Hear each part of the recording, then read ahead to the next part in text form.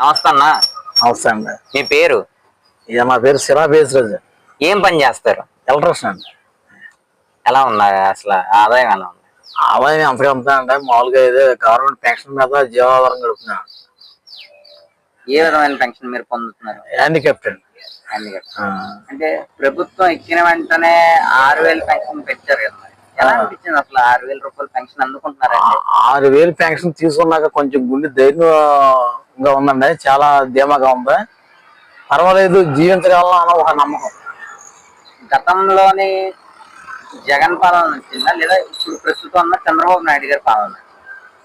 అదే డబ్బులు పెంచాక ధీమాగా ఉండదు కదండి. మరి ప్రభుత్వం టీడీపీ వచ్చాక కొంత పర్వాలేదు, ధీమాగా ఉంది.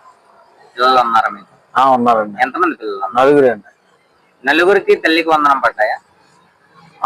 నలుగురికి మామూలుగా అంటే ముగ్గురు పని అంటే కుక్కరోడు పడలేదు. మరి ఎందువల్ల పడలేదు తెలియదు. అంటే గతంలో 15,000 వేస్తామని ఇప్పుడు 13,000 వేసారు కదా, మరి ఏమంటారు అసలు మీరు?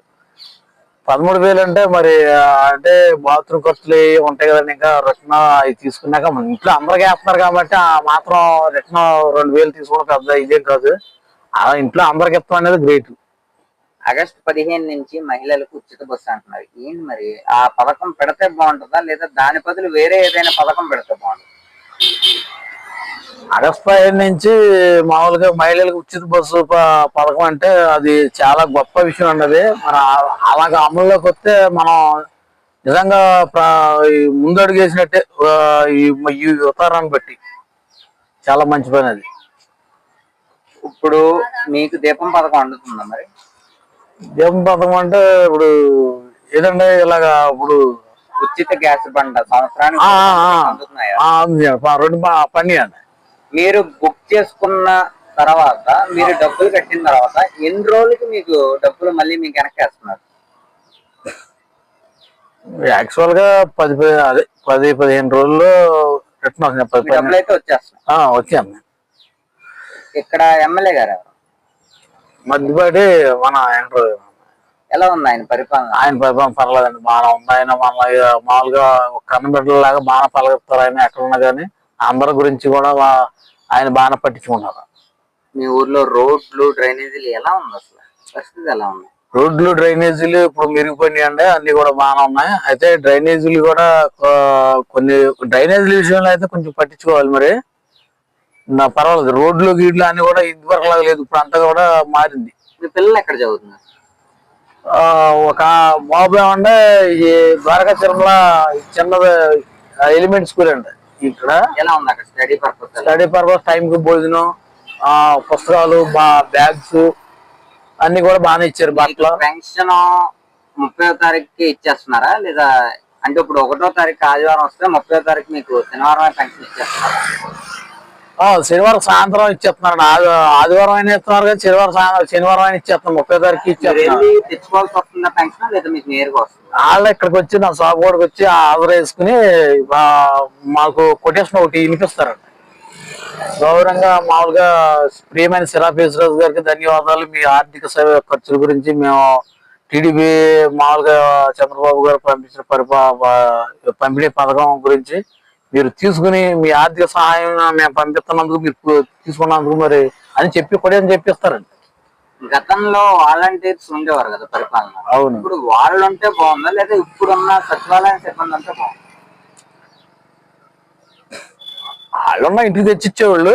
అయితే ఇప్పుడు వాళ్ళలాగే వీళ్ళలాగే చేస్తున్నారు అండి. మరి గతంలో రైస్ వ్యాన్ ఉండే కదా రేషన్. అవును, రైస్ వ్యాన్ ఉంది. మరి ఇప్పుడు తీసేది దానివల్ల మీరు ఏమైనా ఇబ్బంది పడుతున్నారా?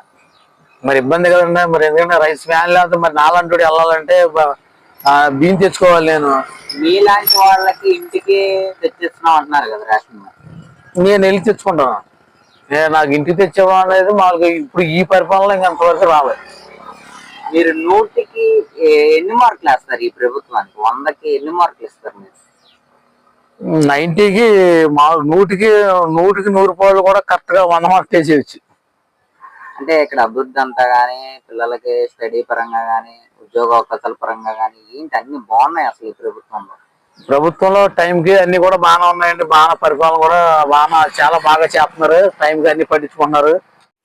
కూటమి ప్రభుత్వ అధికారంలోకి వచ్చిన తర్వాత ఈ పెన్షన్ల పెంపు విషయంలో చాలా ఎక్సలెంట్ నిర్ణయాలు తీసుకుందని చెప్పాలి. వైఎస్ జగన్మోహన్ రెడ్డి గత 5 సంవత్సరాలు ముఖ్యమంత్రిగా ఉన్న టైంలో ఏం చెప్పాడు? అంతకుముందు ఎలక్షన్ టైంలో నేను గెలిస్తే అవ్వ తాత పెన్షన్దారులందరికీ 3,000 రూపాయలు అక్షరాలే ఇచ్చేస్తానన్నాడు. గెలిచిన తర్వాత ఏం చెప్పాడు?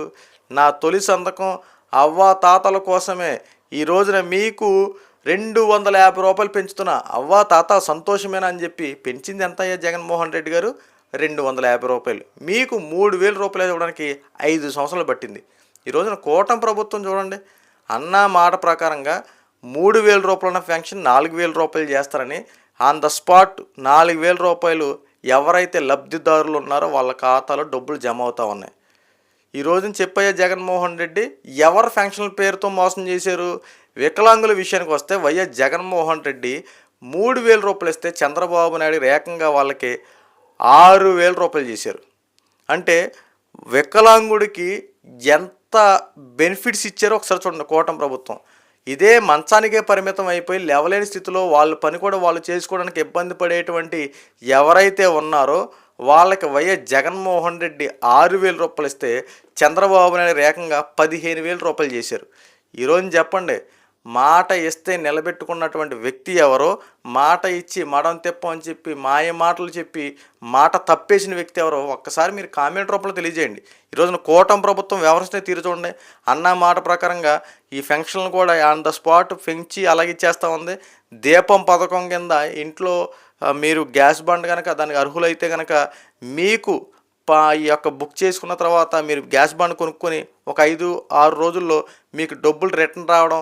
అంతేకాకుండా ఏదైతే ఈ రోజున తల్లికి వందనం కింద ఇంట్లో ఎంతమంది పిల్లలు చదువుకుంటే అంతమంది తల్లుల ఖాతాల్లో డబ్బులు జమ చేసే విధంగా చంద్రబాబు నాయుడు గారు, నారా లోకేష్ గారు, పవన్ కళ్యాణ్ గారు శ్రద్ధ వహించడం, ఇవన్నీ ఆంధ్ర రాష్ట్రానికి శుభ పరిణామని చెప్పాలి.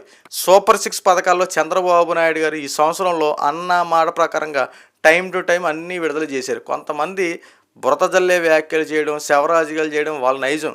2029 మేము గెలిచేస్తాం, ఈసారి ఏ ఒక్కరిని విడిచిపెట్టడం అని చెప్పి మాట్లాడడం వాళ్ళకి వెనతో పెట్టిన విద్య. కానీ ప్రజలు మాత్రం ఒక సిస్టమేటిక్గా ఉన్నారండి. ప్రజలకి నచ్చితే నెత్తి మీద పెట్టుకుంటారు, ప్రజలు నచ్చపోతే అదంపాతాలను తొక్కేస్తారు. ఇప్పుడు వైఎస్ జగన్మోహన్ రెడ్డి యొక్క జీవితంలో కూడా జరిగింది అదే. గతంలో అధికారం ఇచ్చినటువంటి ప్రజల కోసం ఆంధ్ర రాష్ట్రంలో వైఎస్ జగన్మోహన్ రెడ్డి వ్యవహరించిన తీరేమని ఉందంటే ఏమీ లేదు. ఈ రోజున ప్రభుత్వం అన్నమాట ప్రకారంగా పథకాలు అవలంబిస్తూ ప్రజలను మల్లన పొందుతూ ఉంది. ఒక పక్కన అభివృద్ధి పనులు కనబడతా ఉన్నాయి, ఒక పక్కన సంక్షేమ పథకాలు ఇచ్చినవి కనబడతా ఉన్నాయి. పేదవాడు ఆకలి తీర్చి అన్నా క్యాండిల్లు దర్శనమిస్తూ ఉన్నాయి. అక్కడ ఆకలి తీర్చుకుంటూ చక్కగా కడుపు నింపుకుంటూ దేవుళ్ళ చంద్రబాబు నాయుడు కొలుస్తున్నారు. ఇక ఆంధ్ర రాష్ట్రంలో ఎన్ని సంవత్సరాలైనా సరే ముఖ్యమంత్రి నాయుడు గారు బ్రతుకున్నంతకాలం ఆయనే చంద్రబాబు నాయుడు గారు ముఖ్యమంత్రి. రాసి పెట్టుకోండి, 2029 కాదు కదా, ఎన్ని సంవత్సరాలైనా సరే కూటమి ప్రభుత్వం ఉంది. విజయం రాబోయే రోజులు ఖచ్చితంగా చంద్రబాబు నాయుడు ముఖ్యమంత్రిగా